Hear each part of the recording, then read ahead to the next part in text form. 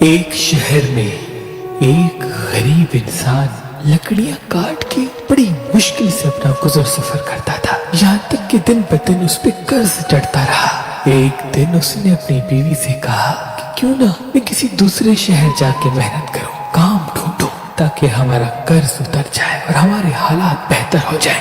بیوی نے کہا اگر آپ کی یہ مرضی ہے تو میں آپ کے لیے دعا کروں گی، یقیناً اللہ ہماری مدد فرمائیں گے۔ بس وہ شخص گیا، دوسرے شہر بھی بہت ڈھونڈا لیکن کام نہ ملا، اور وہی لکڑیاں کر کے گزر سفر کرتا رہا۔ یہ چاہا کہ کچھ پیسے جمع کر لوں، اس کے بعد اپنے وطن جاؤں گا، لیکن اس کی بیوی دن رات روتی رہتی تھی۔ جب گھر میں کچھ بھی نہ بچا تو وہ گزر سفر کرنے کے لیے شہر کے وزیر کے پاس گئی اور کہا میں غریب ہوں، لاچار ہوں، مجھے اپنے گھر میں تھوڑی سی جگہ دے دو، تمہارے گھر کا کام کرتی رہوں گی، مجھے بس 2 وقت کا کھانا دے دینا۔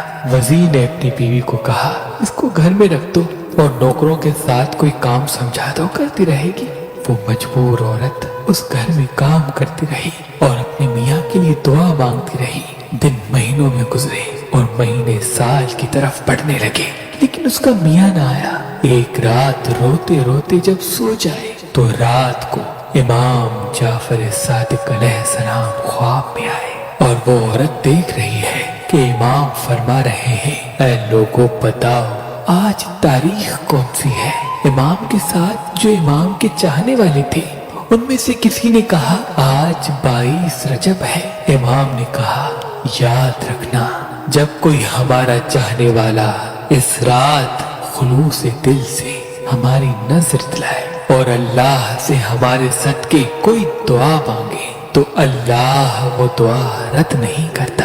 بس یہ سننا تھا۔ عورت کی آنکھ کھل گئی، فجر کا وقت تھا، وہ دیکھی تو وہ رات 22 رجب کی تھی۔ وہ صبح اٹھ کے امام جعفر صادق علیہ السلام کے نیاز کی جستجو میں لگ گئی، نیاز کیا، دعا مانگی۔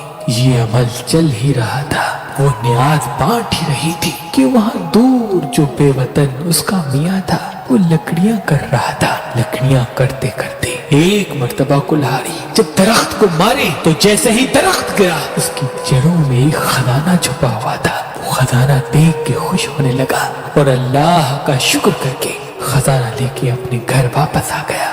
اپنی بیوی کو لے کے ایک شاندار محل بنایا اور دونوں خوش رہنے لگے۔ پھر بیوی نے میاں کو بتایا کہ یہ جو کرم ہوا ہے یہ امام جعفر صادق علیہ السلام کا صدقہ ہے۔ امام میرے خواب میں آئے تھے، انہوں نے کہا تھا کہ اس رات تم نیاز کر کے اللہ سے ہمارے صدقے دعا مانگو، تمہارے حالات بدل جائیں گے۔ وہ دونوں میاں بیوی ہر سال اس دن کو امام جعفر صادق علیہ السلام کا نیاز کرتے تھے۔ ایک دن وزیر کی بیوی چھت پہ گئی، دور سے دیکھا ایک بڑا عالیشان گھر نظر آیا۔ اپنی کنیزوں سے پوچھا یہ گھر اتنا بڑا اور شاندار بنا ہے کس کا ہے؟ کنیزوں میں سے ایک کنیز نے کہا اے شہزادی یہ اس آپ کی نوکرانی کا ہے جو کچھ برس پہلے آپ کے یہاں خادمہ تھی۔ شہزادی نے کہا اتنا بڑا محل کیسے بنا؟ جاؤ اس کو بلاؤ۔ کنیزیں جاتی ہیں، اس عورت کو بلا کے لاتی ہے۔ وہ عورت امام جعفر صادق علیہ السلام کا پورا واقعہ،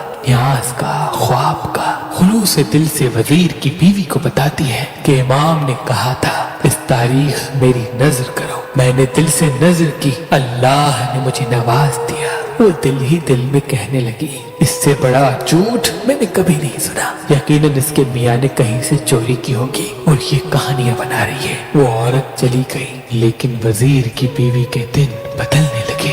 اچانک سے جو نائب وزیر کے لیے حسد رکھتا تھا اس نے بادشاہ کو بھڑکانا شروع کر دیا اور بادشاہ نے وزیر کو بلا کے پورا حساب مانگا۔ وزیر جب حساب دینے لگا تو حساب سے ہی دے نہیں پایا۔ نائب وزیر نے کہا اے بادشاہ سلامت، میں نے کہا تھا نا یہ آپ کی پیٹھ پیچھے آپ کو نقصان پہنچاتا ہے۔ بس بادشاہ کو جلا بنایا۔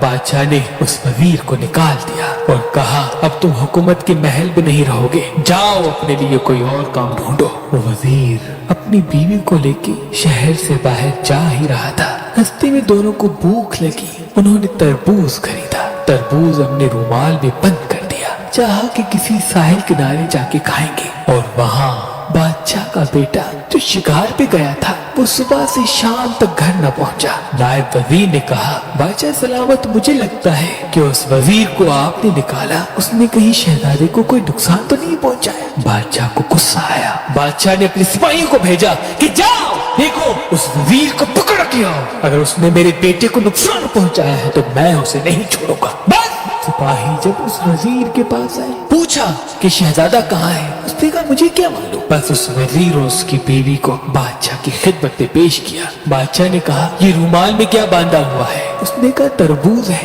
बादशाह ने कहा, खोलो।